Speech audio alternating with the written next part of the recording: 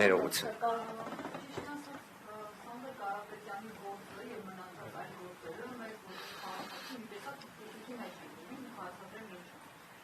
Երբ որ ապօրինի ինչ-որ որոշումներ են կայացնում, ինչ-որ X շրջան հետո, միեզով բանով, երբ որ մարդը արդարանում, այլ մենք ենք մուծնում։ Ոնց է լինի համանախարարացի բոլոր բյուջեների համար, միատել դրանից հետո խողը էլի մեր գրպանիցականություն։ Հին Հռոմում ես գիտեմ, որ դատավորների մաշկից աթոռներ էին սարքում ու հաջորդ դատավորը, որ նստում էր այդ աթոռի վրա, ավելի զգոնանում էր ու զգում էր, որ իր մաշկը կարող է հետագայում աթոռ դառնալ։ Դուք ինչ մեթոդ եք մտածում, որ կարելի է կիրառել Հայաստանում դատավորների սթափության կոչ անելու համար եւ գործում քայլերի համար, որովհետեւ ինչքան էլ ասուլիսներ անեք, փոխեք անհասկացնել, կարմիր գծեր եք անցնում, մեծ եք անում, եք ան, ի վերջո մարդը գիտի, որ ես եմ ուզվելու։ Ասենք իրենք էլ Դորմազյանը 45 տարեկան, Աջենյա Մելիքսեթյանը մոտավորապես 43 ոնց որ։ Ասենք իրենց ընտանիքները գուցե էլ չհասցնեն տենց հետագայում ուզվեն բանանել։ Մենք մեր շարքային քաղաքացիներից դրա ո՞նց անենք, որ իրենց որոշումների հետևանքները չտենք։ Հետաքրքիր հարց տվեցիք, կարծում եմ հարցին նախ երևի պատասխանի համար պետք է ունենալ կամ քաղաքական կամք դրա վերաբերյալ կամ չունենալ։ Դուք կհիշեք ով էր Նիկոլ Փաշինյանի նկատմամբ մեղադրական դատավճիռ կայացրած դատավորը։ Մնացական Մարտիրոսյանը։ 2018 թվականին այդ ձեր կողմից, եթե նույնիսկ այդ հարցը չհնչերեն, կարծում եմ ցանկացած անաչառ դիտորդ հայտնելու էր, որ մնացական Մարտիրոսյանը կամ պետք է հրաժարական ներկայացնի, կամ իր նկատմամբ կարգապահական վարույթ պետք է հարուցվի, կամ իր նկատմամբ քրեական վարույթ պետք է հարուցվի։ Իդեպ ստացվում է Նիկոլ Փաշինյանը, եկեք իրավական տեսանկյունից նայենք, արդարացվել է։ Ստացվում է մնացական Մարտիրոսյանի կողմից նախկինում կայացված դատական ակտը այդ աստիճան բեկանվել է։ Ինչ եղավ մնացական Մարտիրոսյանի գործունեության տեսանկյունից։ Ինքը ստացավ առաջխաղացում։ Իդեպ մինչ օրս, եթե չեմ սխալվում, Երևան քաղաքի ընդհանուր իրավասության քրեական դատարանի նախագահ է հանդիսանում մնացական Մարտիրոսյանը։ Ամեն ինչ պարզ է այստեղ։ Սա կոչվում է քաղաքական կամքի իսպառ բացակայություն։ Ես կարող եմ մի բան հստակ ասել, թե ելնելով այն շփումներից, որոնք ունենում ենք Սամվել Կարապետյանի հետ, թե նաև որոշակի իմաստով կարծում եմ դուք էլ մեզ եք ճանաչել։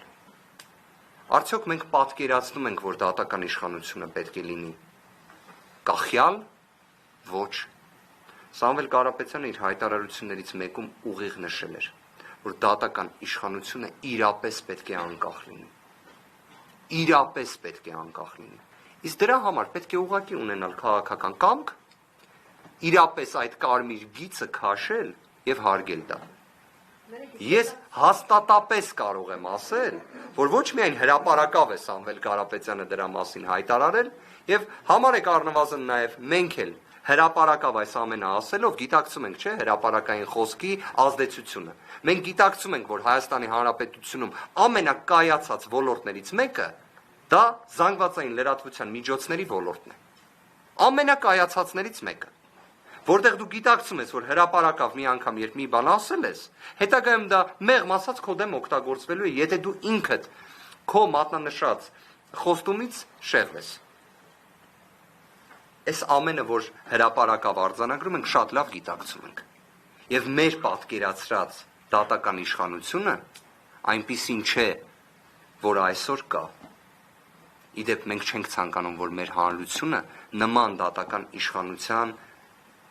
արժան լինի, որտեղ իսկապես մեր հանրությունը արժան է իրապես որակյալ անկախ արդար դատական իշխանության։ Եվ դա վստահաբար լինելու է, վստահաբար, բայց դա լինելու համար պետք է գործի այն, ինչը մինչ այդ էինք ասում, պատասխանատվության անխուսափելիությունը։ Քանի դա չի գործում, դատական իշխանությունը անկախ չի լինելու, դրա համար ունենք այնպիսի դատական իշխանություն, որը տեսնում ենք վերջին 7 տարիների ընթացքում բացառությամբ մի քանի դատավորների, որին կրկին ԶԼՄ ներկայացուցիչները, հարգարժան գործընկերները բոլորին անուններով գիտեն։ Իրականում մի ժամանակ կար փաստաբաններն էին, որ ասում էին, եթե մակագրվել է այս դատավորին, գիտենք, որ հնարավոր է, արդարադատություն իրականացվի, հնարավոր է։ Հիմա դա նաև լրագրողներն էլ գիտեն, այսինքն այդ մենաշնորհ էլ փաստաբանները չունեն։ Դրա համար պետք է դատավորը առաջին հերթին ներկայացվող ամենամեծ պահանջը պետք է լինի խիզախությունը, սկզբունքայնությունը, նոր մնացած բոլոր հատկանիշները։ Եթե դատավորը եղավ խիզախ, իր վրա ոչ ոք չի կարող ազդել։ Ու ամեն ինչ կանեն, որ այդ գործը չգնա, չհայտնվի այդ խիզախ դատավորի մոտ։ Հետևաբար մեր երկրում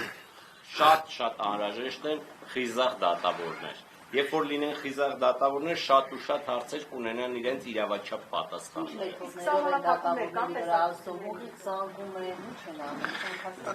Կարա լինի ամենատարբեր մեթոդներով, թե զանգելով, թե հրապարակային կոչելով, թե ընդհանուր մթնոլորտ ձևավորելով։ Թե ստվերային արդարադատությամբ, որին ականատես լինում ենք, մեթոդները բազմազան են, կներեք, էլի հարգելի գործընկերներ, եթե հնարավոր է հոգևորականին գալ,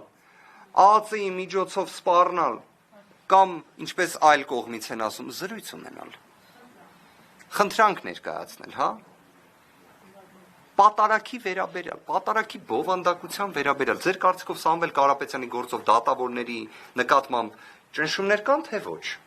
Պատկերացնում եք, եթե պատարագի վերաբերյալ նման աստիճան միջամտություն է տեղի ունենում, օրինակ դատավորների դեպքում ինչ է տեղի ունենում, բայց ես այս 7 տարիների ընթացքում բազմաթիվ անուններով, ազգանուններով կարող եմ ներկայացնել դատավորների, որոնք այդ ճնշումներին, այդ միջամտություններին տուրք չեն տվել։ Իդեպ հետևանքներ են եղել, բայց տուրք չեն տվել։ Իդեպ կներեք մի հատ էլ ձեր հարցին էլ պատասխանելով տեսակցությունների սահմանափակումն է առկա Սամվել Կարապետյանի դեպքում, քանի որ կալանքը ոչ միայն ամենաինտենսիվ կերպով է կիրառված, այլ այո նաև տեսակցությունների սահմանափակումներով։ Ձեր հարց։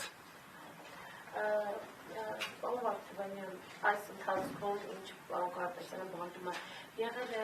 տեսակցությունը հոգևորականի հետ, որ հոգևորականներն են տեսակցել եւ եղել է խնդիր, երբ հոգևորականը փորձել է տեսակցել պարոն Կարապետյանին, սակայն չի ստացվել այդ հանդիպումը նրա պարոն Կարապետյանի եւ հոգևորականի հետ։ Եվ այժմ Սամվել Կարապետյանը խցում միայնակ է, որովհետեւ մի քանի ամիս առաջ հայտնի դարձավ, որ Վարդան Հարությունյանի հետ է եղել, սակայն վերջերս նա տնային կալանքա խափանամիջոցն կապեց։ Որքանով որ տեղեկացված եմ, այս ժամանակահատվածում մեկ անգամ եղել է նման խնդրանք, չբացահայտեմ մանրամասները, քննիչի կողմից թույլ չի տրվել։ Այո։ Միայնակ է գտնվում խցում, իդեպ այն տեղեկությունը, որը հրապարակեցիք, Պետ նախկին նախագահ Վարդան Հարությունյանի հետ մեկ խցում լինելու վերաբերյալ, կարող եմ ասել, նաև հետագայում հրապարակումը եղել էր, որի իրականության համապատասխանելը կարող եմ հաստատել, կրկին Սամվել Կարապետյանը մինչև նույնիսկ տնային կալանքի կիրառումը Վարդան Հարությունյանի նկատմամբ խցում միայնակ է եղել։ Եվ դա եղել է վարչակազմի որոշումը։